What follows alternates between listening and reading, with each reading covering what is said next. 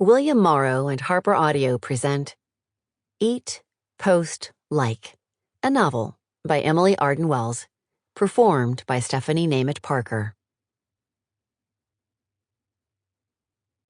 For my mother, Bonnie.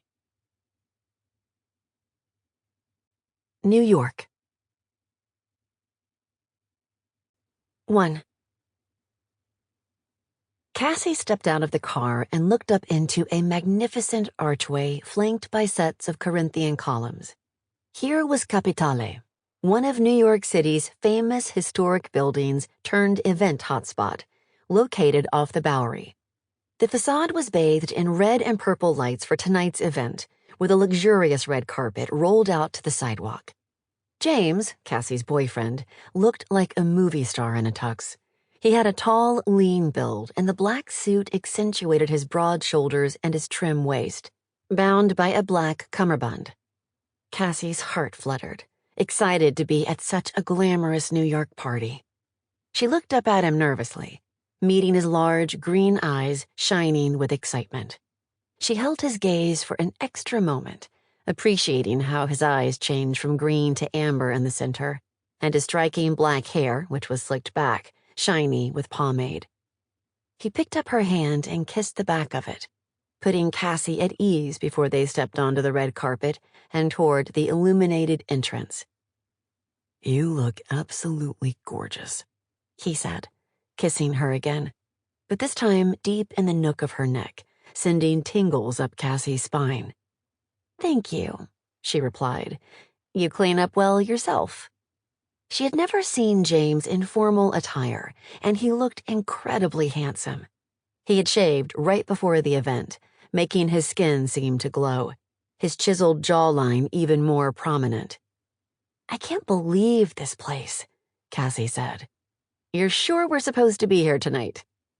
She slipped her hand through the crook of his elbow and placed her other hand on top of his bicep, which felt especially firm after his morning workout. "Of course," he said excitedly.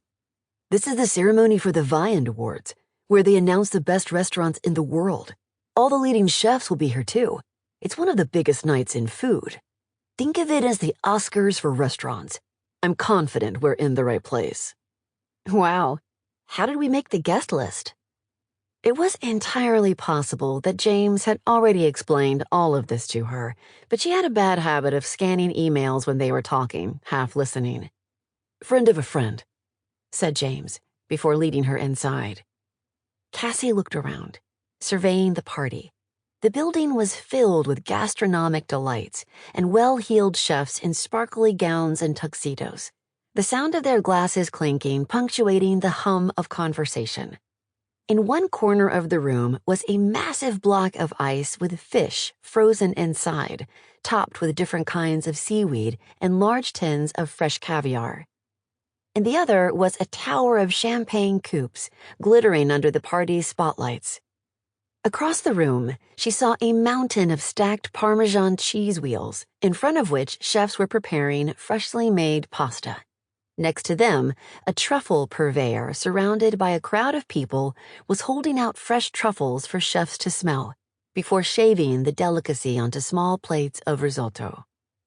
Someone handed Cassie and James thinly sliced pieces of prosciutto, cut off a whole leg poised on a cherry-red flywheel slicer. She held the piece of meat up to the light. It was cut so thin that it was pellucid and almost crystalline, the color deep and rich from the curing process. She gently placed the bite on her tongue, letting the fat and salt melt for a moment before she started chewing. She felt her knees buckle. "That is so delicious," she said, unable to find the words to describe why. On another side of the room, a sushi chef presented a gigantic whole tuna and began to carve the fish in front of a growing crowd of onlookers. Fellow chefs applauded the fishmonger's skill before being offered tastes of the freshly sliced tuna, served on the chef's Yanagiba Sakimaru knife. "I'm just so glad I could get the night off," said Cassie. She had also been excited to get dressed up, and she loved how James looked in a tuxedo. "I'm on call, but I can't see how the deal could close on a Friday night." He handed her a flute. Sample complete. Ready to continue?